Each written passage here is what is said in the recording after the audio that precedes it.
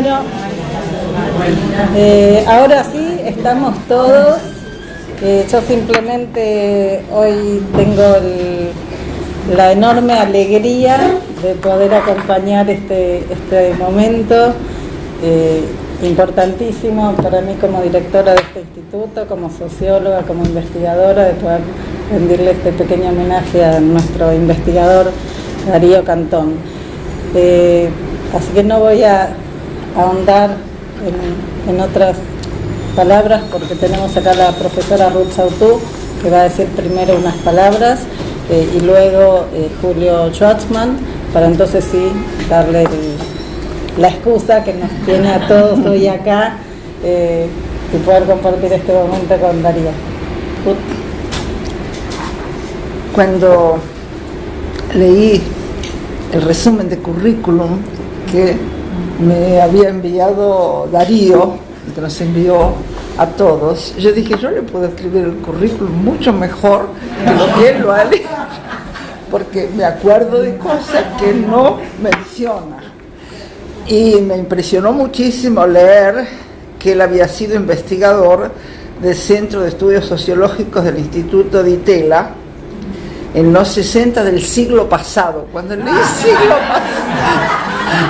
siglo pasado, como yo también estaba en ese momento, en el momento que estaba Darío en el Itela, también estaba, yo dije, siglo pasado, los dos somos del siglo pasado.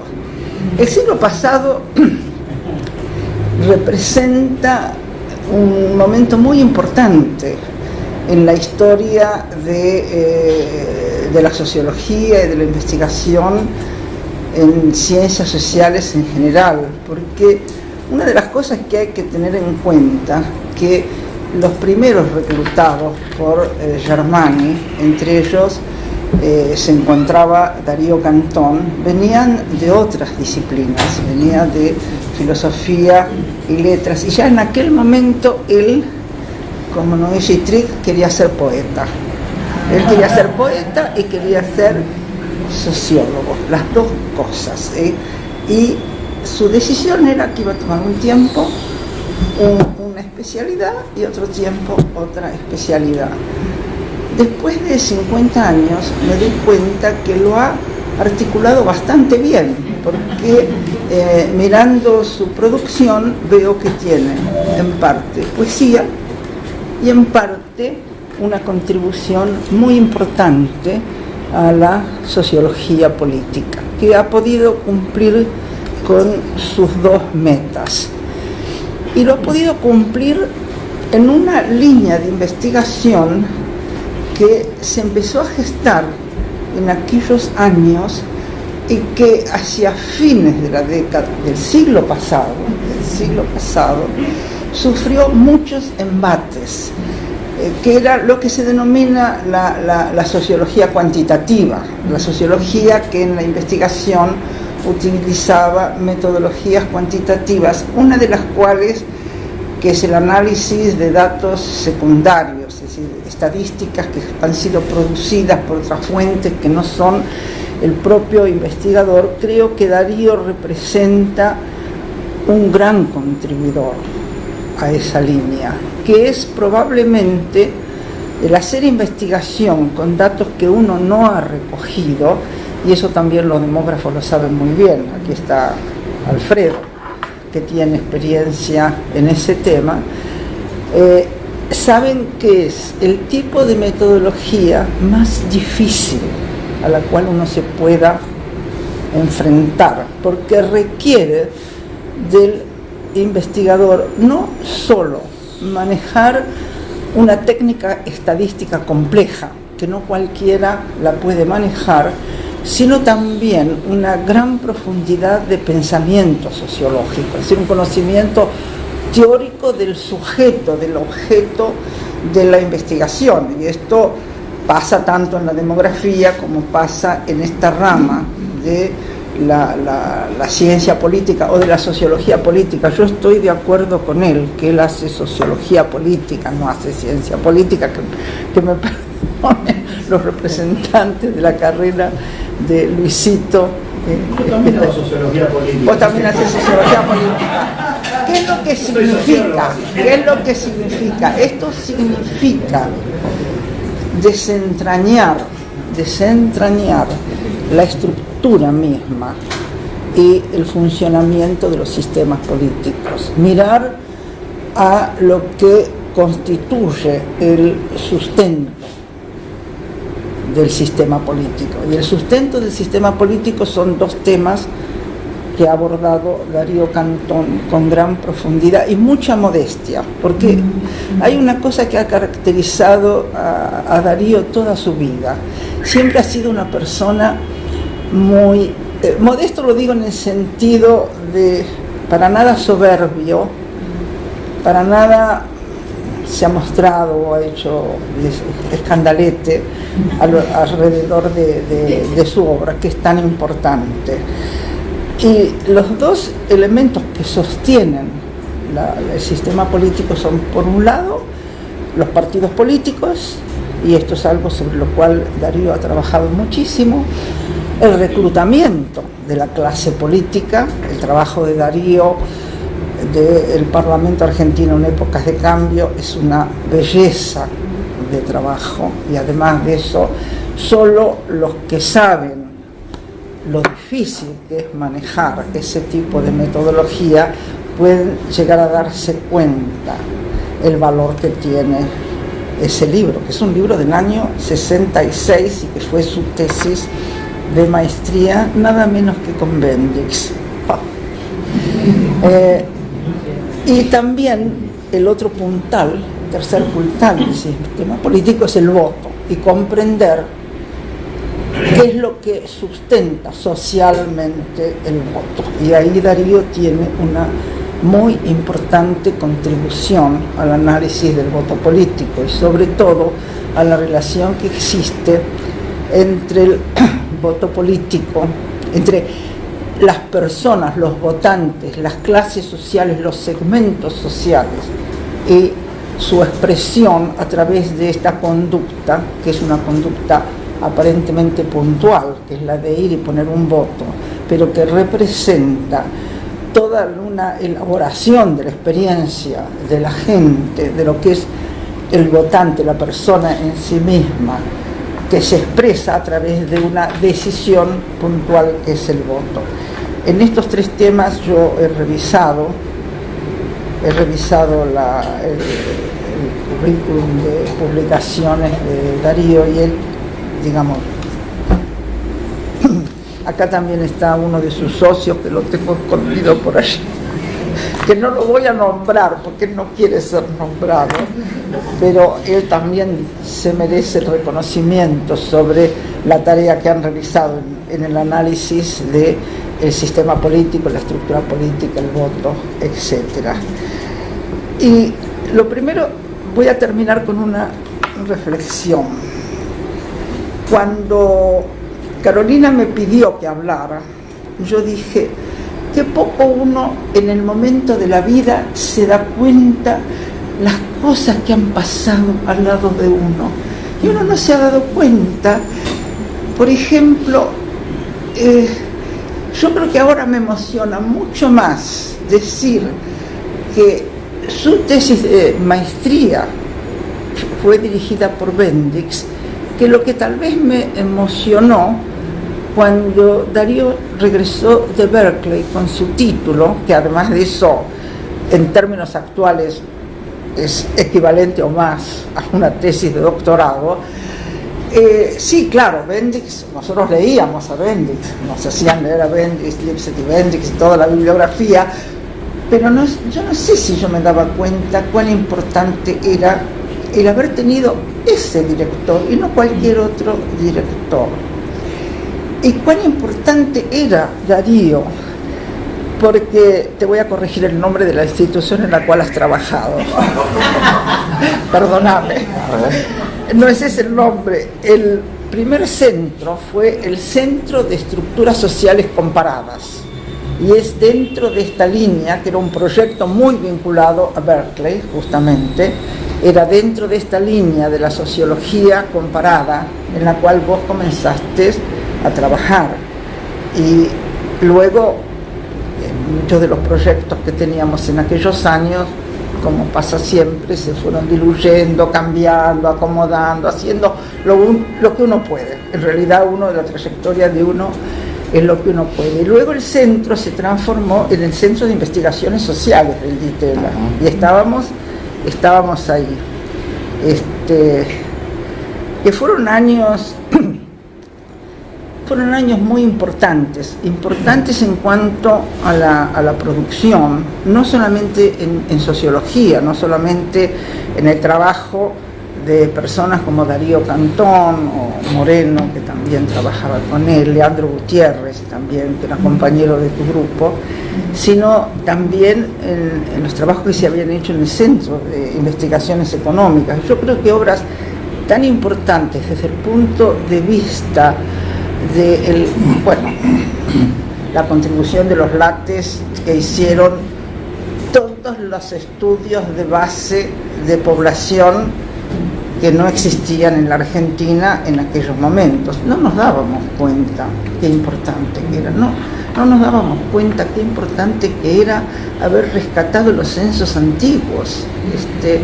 En parte está mejor, es mejor así, porque uno me parece que cuando piensa que su tarea es más modesta, uno pone más energía para darle lustre. Pero Darío no necesita ningún tipo de lustre, ya lo tiene. Gracias por haberme invitado a hablar.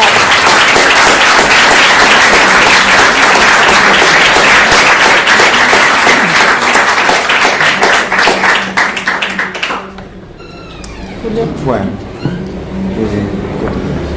con motivo de esta convocatoria, Darío me había pedido que presentara su autobiografía intelectual en curso de publicación, que es de la misma llama, y en relación con eso, la obra poética que hay atrás. Baja la voz, que no te oyen. No, que Darío me había invitado a presentar acá su autobiografía intelectual, que está en curso de publicación, y lo cual implica de alguna manera y por derivación referirse a la obra poética, ¿no? Así que es lo que voy a hacer lo más brevemente que pueda. Me he ocupado varias veces de la obra poética de Darío Cantón, que admiro mucho, y conozco parte de su trabajo como investigador y cientista social, que también valoro y respeto. A menudo he pensado su doble práctica, y él mismo lo ha hecho en sus páginas autobiográficas, en términos de pulseada, pero prefiero imaginar una compleja complementación. Para decirlo con terminología cruzada, creo que sus investigaciones poéticas han enriquecido su creatividad sociológica y que su sensibilidad de científico social ha modelado el rigor de su poesía. Por cierto que es imposible resistir el impacto emocional de la poesía de Darío Cantón, pero no es menos evidente su contención a ese respecto, su sobriedad, su despojamiento cartesiano. Sus poemas evitan lo elegíaco y lo efusivo, pero no la intensidad. Una severa economía los rige, pero saben cultivar el humor. Desde hace 13 años, además, somos lectores y testigos del despliegue de su vasto proyecto de autobiografía intelectual, y no solo intelectual, en el que su producción poética es el objeto privilegiado, pero en absoluto único, y que se abre para contener, entre otros muchísimos documentos, sus poemas, los borradores de sus poemas, las modificaciones de los borradores, las preocupaciones que parecen regir esas modificaciones. Para dar una idea de la magnitud del proyecto, aunque supongo que unos cuantos de ustedes, o casi todos lo conocen, leo la lista de volúmenes publicados tal como se enuncian explícitamente en las tapas. Plan de la obra. Primero, Berkeley, 1960-1963. Segundo, Los años en el DITELA, 1963-1971. Tercero, De plomo y poesía, 1972-1979. Cuarto, La historia de Acemal y sus lectores, Acemal con la E con S, 1975-1979. Quinto, Malvinas y después, 1980-1989. Sexto, Nue Car Bue, de hijo a padre, 1928-1960. A la derecha puse las fechas de publicación, que no coinciden con esta secuencia, y según la cual, digamos, si yo tuviera que decir, respetar el mismo orden, tendría que decir 2, 3, 4, 1, 6, 5. Todos los volúmenes publicados responden a un diseño gráfico común, obra de Rubén Fontana, pero el primero en aparecer, la historia de Acemal y sus lectores, cuarto en el orden del plan de la obra, que no termina de ser rigurosamente cronológico, se sustrae en la tapa de esa comunidad para plegarse a la identidad gráfica y formal de su objeto, el periódico o tentempié de poesía que Cantón había concebido, dirigido, escrito, hecho diagramar e imprimir a Juan Andralis y distribuido, eran otros tiempos, por correo postal en la segunda mitad de los 70s. Tal vez en el muy crítico año 2000, cuando sale la historia de Acemal y sus lectores, todavía no tenía conciencia general o confianza plena en la publicación de la obra completa, de ahí que no se configurara visualmente como parte de este conjunto. En el resto, la tapa responde a una misma matriz, de arriba hacia abajo, los años que abarca el volumen, el nombre del autor en trazo de mayúsculas caligráficas, el título general en cuerpo mayor, los títulos de todos los volúmenes del plan general en cuerpo menor, de los que el correspondiente al volumen que leemos o que tenemos en la mano está iluminado, el isólogo del editor, Libros del Zorzal, antes había sido Mondadori en ese primer tomo. Junto con esa iluminación, lo que singulariza cada volumen es el color, en una secuencia que, desde el marrón de la historia de Acemal y sus lectores, mimético del papel en que se imprimía Acemal, muestra un espectro que pasa por el azul, el naranja, el gris, el verde y el rojo. Es decir, el plan parece obedecer a una secuencia cronológica, pero no termina de respetarla, desde que el volumen sexto corresponde a una etapa anterior al primero, y es el de la infancia y juventud. A la vez, el orden del plan no coincide con el de la publicación. Algo más, el plan final no es idéntico al plan inicial, puesto que en el volumen quinto se anuncia un séptimo no previsto en el comienzo ni en el desarrollo. Se trata por eso mismo de La Yapa, entre paréntesis, 1990, incógnita. Por ese desconcierto, por esa caotización organizativa del conjunto, el volumen sexto, que apareció antes que el quinto, ignora que será seguido por un séptimo. Por último, lo más importante, yo creo que el género de la obra, su naturaleza, si es que puede postularse algo así, ha cambiado en el curso de su publicación. Como lectores hemos asistido a esa metamorfosis, la hemos acompañado, acaso la hemos secretamente motivado y podemos reclamar por eso una prorrata de autoría. De la misma llama es un organismo vivo que arde y se consume con nosotros. ¿Sabía Cantón lo que terminaría ocurriendo? Sé que no, pero no lo sé por clarividencia, sino como lector de la obra que exhibe, plegándose y desplegándose todo el tiempo, su rumbo y sus propios cambios de rumbo. Empecé a tomar contacto con esta obra torrencial hace unos 30 años, con los primeros borradores, y he visto su crecimiento y su desborde. En una conversación mantenida y grabada en 1989, desgrabada más tarde y publicada en 2012, es decir, 23 años después, Cantón confiesa que lo que pretendía, con lo que terminó llamándose De la misma llama, era poner en consideración su obra poética, que a su juicio no había recibido entonces la atención que él consideraba merecía. Entonces, la historia de vida, el diario, estaban puestos al servicio del retorno a los poemas. Si esto ha sido logrado, ocurrió de otro modo que el previsto, porque De la misma llama no solo ha reeditado en otro orden, en otro contexto, la obra poética de Cantón, sino que ha competido con ella. Y debo retroceder para afirmar que una obra poética en otro orden y otro contexto, como lo sabía quien escribió Pierre Menard, autor del Quijote, ya es otra obra. Quiero decir que Cantón no solo ha puesto en consideración su obra poética, sino que la ha reescrito, o que simplemente la ha escrito 40, 30, 20 años después, cuando su lectura ya es otra. En los paratextos de los volúmenes hay huellas de este proceso. Ahora sigo, o seguiré, el orden de publicación, porque es el que permite historiar las decisiones editoriales y la conciencia textual. En la historia de Azemal y sus lectores, discretamente, se omite toda referencia a una posible obra mayor contenedora de la que estamos leyendo y en consecuencia a su plan general. Recién ahora se me ocurre que podría ser una tesitura de Mondadori o parte de una negociación. Abre con un índice general del volumen y no solo incluye la historia del periódico de poesía, sino la correspondencia con amigos y lectores, la reproducción facsimilar, no de un tirón, sino por tandas, de los 20 números de Azemal y, en los 3 últimos, de su suplemento natural, el cuento del poema, algunos datos estadísticos, cuando no, y un índice de corresponsales. Berkeley, el segundo volumen, equivale al lanzamiento público de esta Summa Vitae, que es de la misma llama, la tapa con el plan y la recuperación del volumen hasta entonces Guacho, la historia de Azemal y sus lectores, como parte de la serie. La contratapa como presentación de la obra general, del volumen particular y del autor. Esta última ya no volvería a repetirse. Y la consagración de la solapa de tapa al tomo publicado anteriormente y de la solapa de contratapa al de próxima aparición, inaugurando un mecanismo de autobiografía folletinesca. Como también comienza aquí la abundante documentación fotográfica, al final aparecen un índice de poemas reproducidos, comentados o no, y otro de ilustraciones. En el tercer tomo, Los años en el Ditela, la solapa de tapa retoma el texto de contratapa del anterior y en la solapa de contratapa anuncia el cuarto, de plomo y poesía. Si al final de Los años en el Ditela, cuando adelanta la próxima aparición de plomo y poesía, pareciera que se dispone a abandonar la sociología y no, en el del siguiente da la impresión de que deja la poesía y tampoco.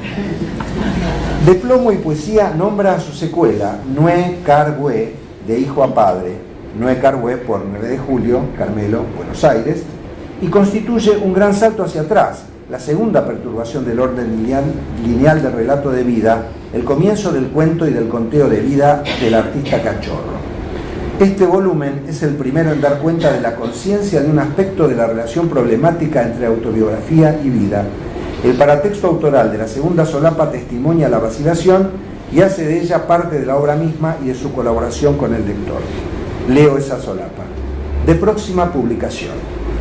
Malvinas y después, 1980-1989, volumen quinto de la serie, con el que, en lo que hace a la cronología, iba a concluir esta obra, se terminó de redactar el sábado 16 de septiembre de 1989. El plan, entonces, era empezar con la impresión no mucho después. Los años que mediaron hasta la aparición de la historia de Azemal y sus lectores, Mondadori 2000, y los sumados por los volúmenes con libros del Sorsal, 2004, 2005, 2006, 2008, ampliaron mucho el lapso que debería cubrir ese último tomo para poner al día la versión inicial. Dado que todavía no la he retomado, no sé qué haré. Pienso dedicar un tiempo a repasar lo escrito y a repensar la estructura del volumen, así como lo que debería sumarle. Hasta que eso llegue, no es mucho lo que puedo decir. Espero que el lector comprensivo se contente por ahora con lo provisorio e incompleto de este anuncio. E inmediatamente abajo, al pie de la solapa, una invitación que ya venía del libro anterior. Para referencias sobre la obra del autor, www.dariocantón.com.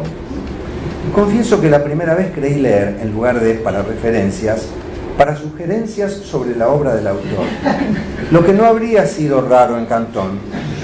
Cierto que él no debe desear una asamblea de lectores que discutan y voten la continuación hipotética de la obra, pero siempre ha convocado a la otra parte sin la cual la obra bollaría indefinidamente sin retorno posible. Por lo demás, el clic en la página de internet depara una experiencia vertiginosa, en red que amenaza infinito, junto a la poesía publicada en libro completa y parte de su recepción crítica, vemos los volúmenes de la misma llama, desde donde habíamos llegado, y en algunos casos los textos o videos de sus presentaciones. Tal vez esto mismo en el futuro inmediato. Yo no sé si hay otra contratapa o solapa en la historia del libro, al menos desde Gutenberg, que incurra en esta confesión: no sé qué haré. Pienso dedicar un tiempo a repasar lo escrito y a repensar la estructura del volumen, así como lo que debería sumarle. Hasta que eso llegue no es mucho lo que puedo decir. No saber qué se hará y decirlo es la verdad inconfesable de todo folletinista, lo que bajo ningún concepto debería admitir. Hay un tipo de obra que desafía la disciplina bibliotecológica y los minuciosos protocolos de citado. Los periódicos de Francisco de Paula Castañeda, en la tercera década del siglo XIX, el otro siglo pasado, cuando estábamos en el siglo pasado y éramos rabiosamente contemporáneos y felices, podían tener títulos kilométricos como este que sigue: desengañador gauchipolítico, federimontonero, chacuaco oriental, choti protector y puti republicador de todos los hombres de bien que viven y mueren descuidados en el siglo XIX de nuestra era cristiana. Previsible y sensatamente abreviado como el desengañador. Pero además tenían un comportamiento curioso. Cuando su director quería expresar un matiz, un giro o un cambio de tesitura, no se limitaba a hacerlo con un artículo, sino que modificaba el nombre del periódico. De manera que otro, el vete portugués, que aquí no es, en el contexto de la guerra con Brasil, pudo eventualmente titularse ven acá portugués, que aquí es. Akatsuki cambiaba títulos cada vez que reeditaba alguna composición, de modo que el fichador no sabe si mantener la unidad de la obra y el cambio de fecha o tratar el objeto como obras distintas. Cada número de su Jacinto Cielo de 1843 tiene un subtítulo diferente, enloqueciendo a la referencia bibliográfica. La Work in Progress de Cantón y sus cambios de orden cronológico, serie de publicación y plan general se inscriben en esta línea. El final, y ya estoy terminando con la disculpa de ustedes, el final de una novela de Vonnegut, que acaba de retraducirse y reeditarse en español, Cuna de Gato, presenta al pequeñísimo grupo de sobrevivientes de una catástrofe apocalíptica cuyos miembros, de distintos géneros y por distintas razones, no pueden, con perdón del tecnicismo, acoplarse. El protagonista y narrador comenta a uno de sus compañeros de naufragio que nota que ha perdido todo deseo sexual. El otro comparte esa impresión, la relaciona con la falta de toda perspectiva de prolongación de la vida y acota: tal vez el gran brío que supimos tener antaño en nuestras alcobas se vinculaba con la preservación de la especie mucho más que lo que habríamos estado dispuestos a admitir. Este tipo de determinismo inferido se asemeja a aquella versión teológica complaciente de la conquista de América en la figura de adelantados y encomenderos, en quienes, se decía providencialmente, Dios habría puesto como cebo la codicia para que fueran mero instrumento de la llegada de los evangelios a los naturales, inconscientemente ávidos de la revelación. Siguiendo esta incitación, improbable, pero creativa y motivadora, podemos sugerir que el limitado deseo de Cantón, tan comprensible y natural, de llamar la atención sobre su obra poética, fue el cebo que, de la misma llama, como sujeto pleno, como entidad autosuficiente y estratega, suscitó retrospectivamente en su receptiva autoconciencia para que se abriera lugar en el mundo esta producción desmesurada y desbordante que no se contenta con advertirnos sobre la existencia de una poesía poderosa, sino que aspira a cambiar nuestra percepción de la poesía, de la lectura y, por qué no, del mundo legible. Se trata, por supuesto, como lo indica el título inacabado de la yapa, con ese guión y ese vacío, de una carrera contra la muerte. No hace falta ser muy escéptico para pronosticar en qué concluye una competencia de esta índole. Pero después de todo, a un rival de tanto pedigrí y tanta dignidad, tampoco hay que facilitarle las cosas.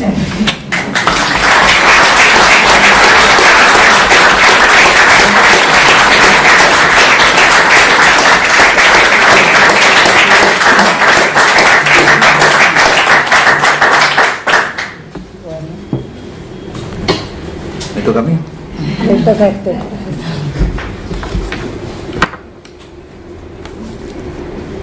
Empiezo agradeciendo a Carolina Mera, directora del instituto, que facilitó las instalaciones, a Ruth por sus palabras, vieja compañera, de antes de la facultad, diría yo, mejor dicho, de antes del instituto, de antes del instituto, sí, de las facultades, ella de Ciencias Económicas, yo de Filosofía, y a Julio, amigo más reciente, pero con el que nos conocemos hace 40 años, pienso, por lo menos. Novísimo amigo. Quiero mencionar, para arrancar, dos cosas. Una, la fecha en que esta reunión tiene lugar.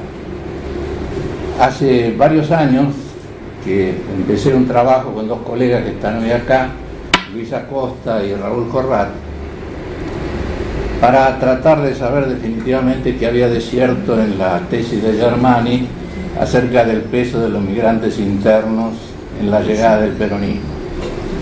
Ese libro estaba muy avanzado a principios de este año, cuando a mí se me ocurrió que se podía llegar a hacer una presentación en el instituto, y la vine a ver a Carolina Mera, que en ese momento acababa de asumir.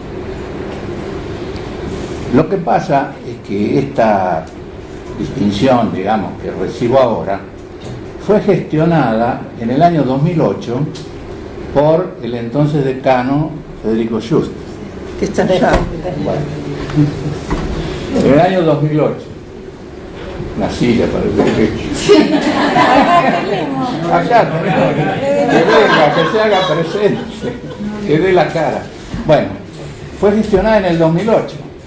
Como parte de un paquete en el que estaban también, creo yo, él me puede corregir, León Rosisner, Enrique Oteiza, Juan Carlos Marín, y no sé si me olvido de alguien más.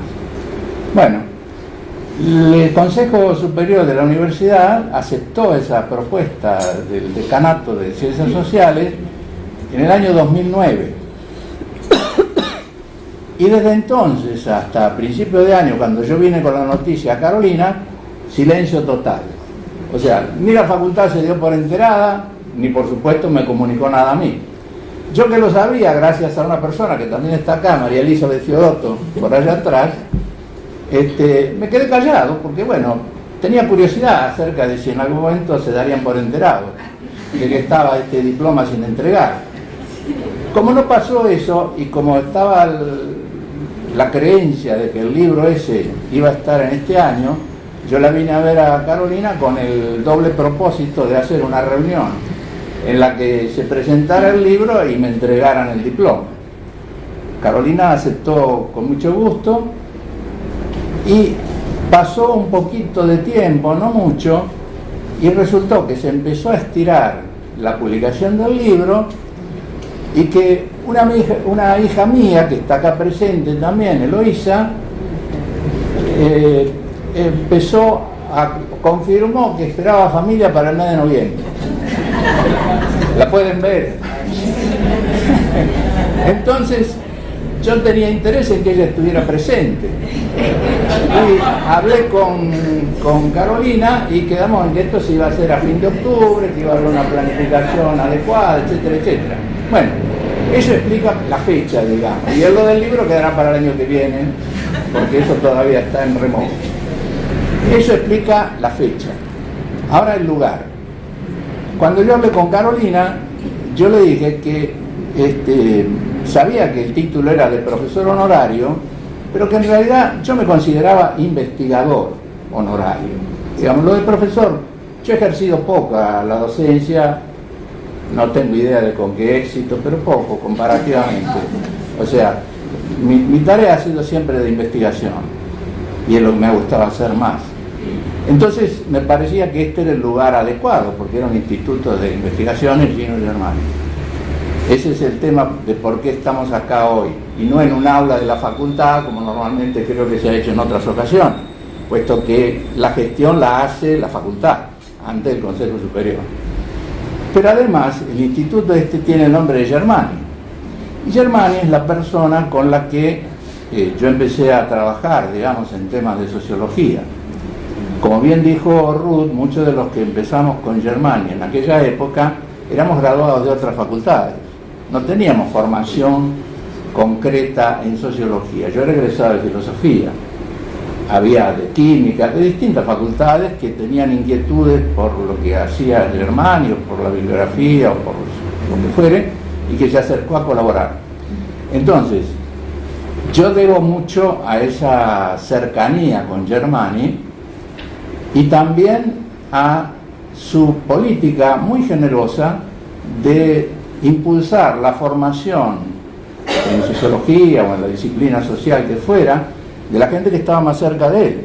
Muchos de nosotros hemos ido a estudiar afuera gracias a esa política. Política que por supuesto no era solo de él, sino del Consejo Nacional de Investigaciones Científicas y Técnicas, que por entonces se había creado, y de la universidad, en la que entonces había gente como José Luis Romero, como José Babini, como Rolando García, como... ¿Cómo se llamaba el médico Piolín de Macramé? Claro, Florencia Escardó, bueno, y gente así. Toda esa gente dio gran impulso a la gente en ese momento más joven, y así muchos de nosotros pudimos estudiar afuera. Y la estadía mía afuera, en Estados Unidos, fue algo que realmente me marcó, no solo por lo que pude aprender, sino por todo lo que pude trabajar y hacer allí. Fue un choque muy grande, pero muy rendidor para mí. Yo ahí terminé mi primer libro de sociología, escribí mi primer libro de poesía, y escribí muchísima poesía, y escribí muchísimas cosas que tenían que ver con el contraste entre lo que había sido mi vida hasta entonces y lo que yo encontraba allí. Y entonces empecé a perfilar allí cosas que yo ya había empezado acá con el estudio sobre los parlamentarios de la década del 1890, el 16 y el 46. Y entonces escribí reflotó en mí allá todo lo que tenía que ver con lo que yo había vivido acá. O sea, yo había vivido acá conflictos estudiantiles, muchísimos, y escribí allá sobre conflicto estudiantil que había habido también en la Universidad de California unos pocos antes de que yo llegara. Escribí sobre el tango, que era uno de mis temas, y que reflotó allá. Jamás había tenido un disco de Gardel, lo compré allá. Y también, por ejemplo, pude estudiar sobre el tema de los militares, porque yo estuve allá entre el 60 y el 63, que era cuando estaba al rojo vivo el tema de las intervenciones y los planteos militares a Frondizi. Entonces tuve curiosidad de intentar ver de dónde venía todo eso. Y me acuerdo que me leí los discursos íntegros de los militares y vi también material desde el principio del siglo pasado.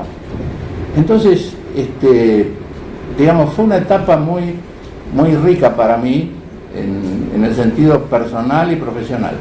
Y después, cuando volví, a fines del año 63, a principios entre el 63 y el 64, empecé a trabajar en el Ditela, a donde también me llevó Germani, porque Germani era el que había impulsado el centro del Ditela.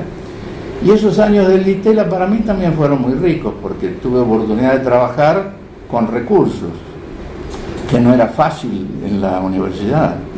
O sea, yo tuve un proyecto sobre extensión de la ciudadanía política, otra vez de corte histórico, a partir de 1910, y después en la Cámara Nacional Electoral, uno de cuyos representantes está presente acá y le agradezco mucho, mejor dicho dos, hay una chica por acá atrás también, pude trabajar haciendo una muestra de los empadronados del año 1927, que fueron la base del padrón con el que se eligió Hipólito Yrigoyen por segunda vez presidente.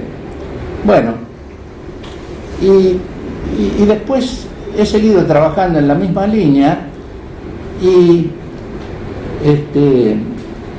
teniendo alegrías, diría yo, con el trabajo que hacía. Por ejemplo, un día andaba, yo he sido siempre bastante rata de biblioteca, y además de ver librerías de viejo. Un día andaba por la Avenida de Mayo y entro en una librería de viejo y encuentro una revista, la Revista Argentina de Ciencias Políticas, la que fundó y dirigía Rodolfo Rivarola. Y había una encuesta que él había hecho poco antes de que se pusiera en práctica la ley Centeno. Y con los datos de esa encuesta yo pude hacer un trabajo, digamos, mejor que el que pudo hacer Rivarola, porque tenía otras herramientas. Bueno, eso para mí fue un motivo de gran satisfacción, ¿no?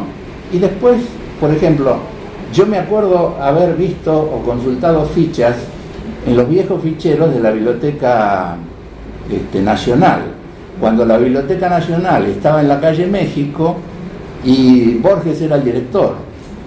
Y en esa época uno consultaba ficheros, estaban las gavetas y eran unas fichas más o menos de este tamaño, una cosa así, uno consultaba las fichas.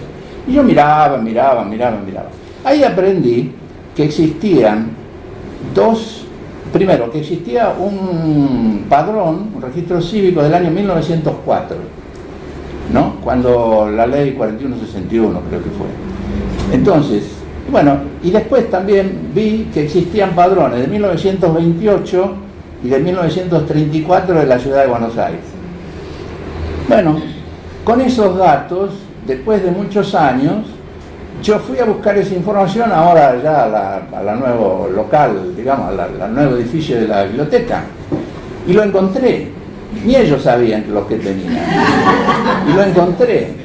Y después logré acceder a esa información gracias al director en ese momento, que era Héctor Janover, que era el dueño de la librería Norte, creo que todavía sigue en manos de la familia o de una hija. Bueno, y eso también fue muy lindo para mí, porque con el padrón de 1904, el padrón entero, trabajamos bastante con Corral. Pero además encontramos, gracias a una chica que trabajaba en el Archivo General de la Nación, los datos de las mesas con las que se votó en la elección en la que salió electo Alfredo Palacios como primer diputado socialista de América. Bueno, eso para mí era como ganarme la grande. Realmente. Para mí era eso. Porque eran mesas de 200 personas. Y además es el padrón más completo que yo he conocido, porque figuraban también los naturalizados, pero los naturalizados con su país de origen. Nunca he encontrado datos similares. Entonces, esto era una maravilla. Bueno, o sea que yo he tenido grandes alegrías, digamos, para lo que a mí me interesaba, que era tratar de documentar fehacientemente, diría, ciertas cosas. Entonces, en el caso de lo de Palacio se pudo, en el caso de distinguir nativos y naturalizados también se pudo, en fin, esas han sido las cosas que me han interesado. Y lo último, pero esto me adelanto a lo que será el año que viene la presentación, hemos reconstruido, gracias a una muestra diseñada por el profesor Acosta, hemos reconstruido los padrones con los que se votó en 1946 en la capital federal y en el conurbano. Eso gracias también a la buena voluntad de las autoridades de la Cámara Nacional Electoral. Hemos trabajado allí con personal de la Cámara a lo largo de poco más de un año. Y gracias a la colaboración también de Alejandra Lázaro, que nos recomendó las personas con las que terminamos trabajando. Entonces, a mí eso es lo que me encanta. Quiero decir, un trabajo que difícilmente pueda ser rebatido por la información que uno tiene. Igual que otras cosas que hemos hecho también con Corral, que es, por ejemplo, trabajar sobre abstención. Yo esto lo empecé en la década del 80, cuando hice un trabajo sobre la elección que ganó Alfonsín, porque yo consulté actas para ver cuáles eran los rasgos de quienes votaban y de quienes no votaban. Y esto solo se puede hacer con la anuencia de las autoridades electorales. Anuencia que es muy difícil conseguir, tengo muchos años de experiencia. Yo vengo de una época en que trabajábamos copiando los datos de las mesas con la buena voluntad de los partidos políticos, porque otra cosa no se podía conseguir. Por eso yo aprecio enormemente y me alegro de que estén presentes, y los quiero nombrar, al doctor Dalavía y al doctor Saavedra, porque los dos, cada uno desde su lugar, han sido muy generosos con información que debería estar al alcance de todos. Yo en algún momento voy a hablar con Carolina para hacer algunas propuestas, pero esto queda para otro momento. Bueno, pero yo estaba hablando, sí, porque creo que es un crimen que no haya un mayor entendimiento y comprensión entre organismos universitarios, no necesariamente de esta universidad, puede ser de otra, y depositarios, digamos, de datos públicos, que son importantísimos y con los que se pueden hacer trabajos muy lindos. Por suerte ya hay otro clima, me parece, en algunas reparticiones públicas, hay incluso gente formada, universitaria en esos lugares, que puede comprender esto y que lo puede tomar también como algo de interés para ellos. Esta no es la historia antigua. Yo conozco viejos funcionarios y no es para nada la historia de lo que pasaba antes. Yo he tenido un hombre excepcional en su momento, y lo cuento como anécdota, lo he mencionado más de una vez, que era la persona que trabajaba cuando yo empecé con todo esto en el departamento electoral, cuando el departamento electoral estaba en la Casa Rosada. Se llamaba José A. el Vasco Igaravide, le decía. El Vasco Igaravide me tomó a mí como un hijo, creo, porque yo era un hombre que estaba por retirarse, cuando yo empecé, y me facilitaba datos. Incluso me dio una publicación que era, el título era Confirmación electoral de la voluntad justicialista del pueblo argentino. Creo que no omito nada. Bueno, por supuesto la publicación era muy buena, pero en esa publicación estaban él y ella, adelante de todo, muy bien presentados, etcétera, etcétera. Entonces, ¿qué hizo él? Va como anécdota. Agarró la publicación, arrancó la hoja y me la dio la publicación. Esto era un momento, naturalmente, que el peronismo estaba proscrito. Lo hemos pasado por todo tipo de cosas. Bueno, pero entonces yo agradezco enormemente a la gente que comprende, digo, que uno no va a violar ningún secreto, que uno no va a usar mal esa información, etcétera, etcétera. Al contrario. Bueno, ahora, ¿a qué viene esto? Me fui medio por las ramas, pero quería decir algunas de las cosas que me han dado alegría en el trabajo. Y voy a dar un ejemplo último, digamos, antes de otra cosa. El ejemplo último, van a tener que darse vuelta un poquito porque lo escribí en el pizarrón más temprano. Tiene que ver con el intento de reconstruir el primer padrón con el que se votó en la ciudad de Buenos Aires en 1864. El padrón se empezó a levantar en los últimos meses del 1863. O sea que es el primer padrón y tiene 150 años. 150 años.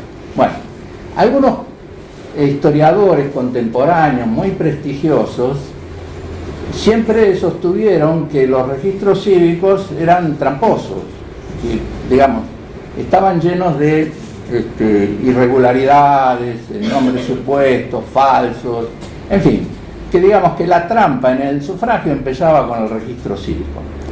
Yo nunca creí en esto y digo por lo que había trabajado en años posteriores, pero en el año, no sé, hace varios años, cerca de 10 años, tuvimos la oportunidad de intentar reconstruir, así como dije que habíamos reconstruido hace poco el padrón de 1946, de intentar reconstruir el primer padrón con el que se votó en la ciudad de Buenos Aires. ¿Y cómo lo hicimos? Porque en un diario de la época, a principios de 1864, aparecían los nombres de todos los ciudadanos que se inscribían. Los nombres y en la mayoría de los casos la dirección. No siempre, pero en la mayoría de los casos la dirección.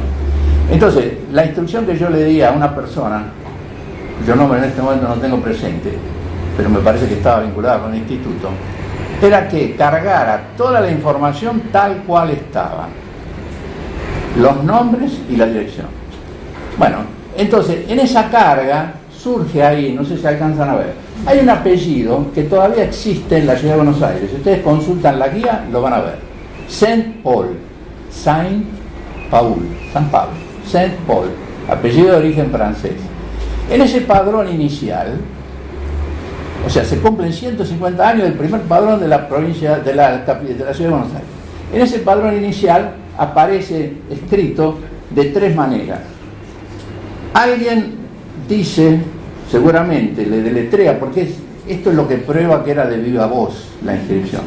Dice Saint, deletrea seguramente el Saint, y después dice Paul. Entonces el que escucha pone P o L, Paul. Ese es uno. Otro dice su nombre, seguramente lo deletrea, pero lo pone abreviado, St. Paul, digamos. Y otro, que solo lo pude detectar porque estaban las direcciones, pone Saint Paul. Oye Saint Paul y pone Saint Paul. ¿Está? Entonces, y tenía la misma dirección. el mismo domicilio, si no capaz que yo no me daba cuenta, porque si uno lo ordena alfabéticamente hubiera aparecido lejos, digamos, un nombre de otro. Bueno, entonces esta para mí era la prueba de que no había trampa.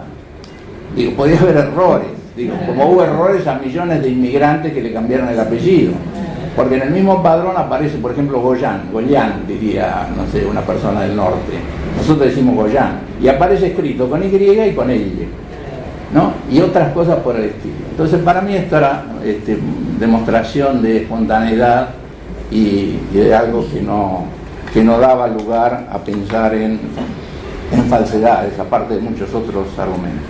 Bueno, a ver si me queda algo en el tintero.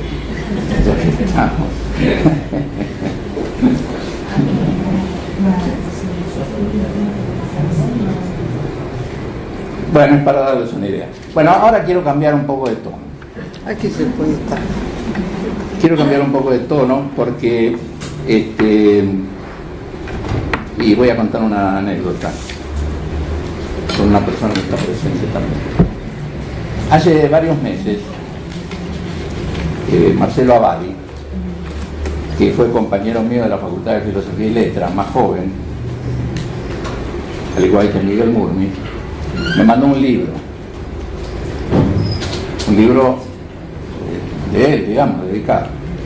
Y yo al leerlo, y después al contestarle, agradeciéndole, le pregunté quiénes eran dos personas que estaban mencionadas en el libro. Decía a fulano y mangano, era una mujer y un varón. Y supuse que eran nietos, porque los tiene. Y él me responde que no eran nietos. Él dice, creo que tengo los ojos en la nuca. Son mis padres. No quise poner a la memoria de para expresar que para mí están vivos. Yo creo que este es un sentimiento bastante común en la mayoría de las personas que han pasado la treintena o la cuarentena, digamos, de años, ¿no? Aunque desgraciadamente hay otras personas más jóvenes que también tienen motivos para decir algo así. Y como dio la casualidad, o no, de que yo tengo un pequeño texto que escribí hace varios años, que de alguna manera dice lo mismo que dice Marcelo, o que me contestó Marcelo, pensé que se los iba a dar como recordatorio de esta jornada. Y yo quiero recordar entonces simplemente a algunas personas, a lo mejor Ruth me arrima a algún otro. Germani murió en octubre del 79. Y después de las personas vinculadas con el instituto, yo quiero recordar a Regina Gibaja, Perla, que era egresada de filosofía y fue la que me invitó a colaborar en el instituto con Germani. Después me acuerdo de Ana María Eichelbaum, que también era pero de letra, Ana María Eichelbaum de Babini. Me acuerdo de César Babniarsky y ahora hace poco de Malvina Segre en un accidente absurdo. Bueno, puede ser que me olvide de alguien más, pero quería mencionar eso. Y les digo lo que les reparto como recordatorio. Perdón, quiero mencionar algo más. Cuando yo me recibí, que fue el día siguiente al de la muerte de Evita, no, el día anterior, porque después hubo duelo. El día anterior al de la muerte de Evita, entre los regalos que yo recibí figuró un libro de Borges que me regalaron Marcelo Abadi y Miguel Murmi, hoy presentes acá, con una dedicatoria muy linda. Y Amanda Tubes, que no pudo venir, que me regaló 2 chocolatinos. Bueno, entonces, ya habiendo citado a quienes quería, el pequeño texto mío dice así: persistencia. Aquellos a quienes quisimos, aunque no están, siguen cumpliendo años en su día, hoy solo nuestro. Bueno, eso es todo. Gracias.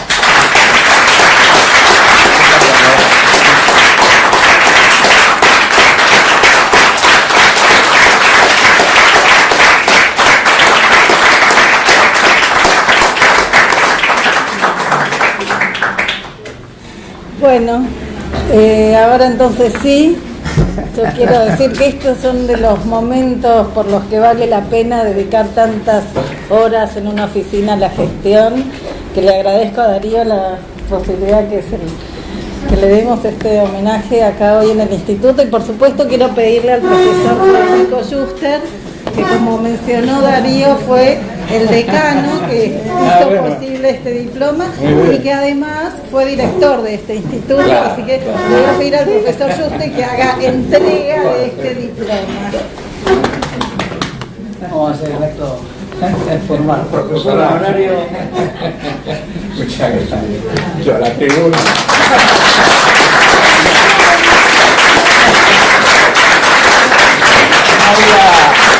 Ahora el diploma de gran maestro.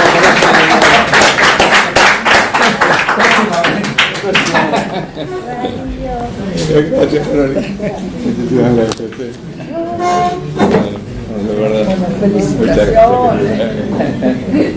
Bueno, y ahora los invitamos a un brindis para seguir festejando. Ruth.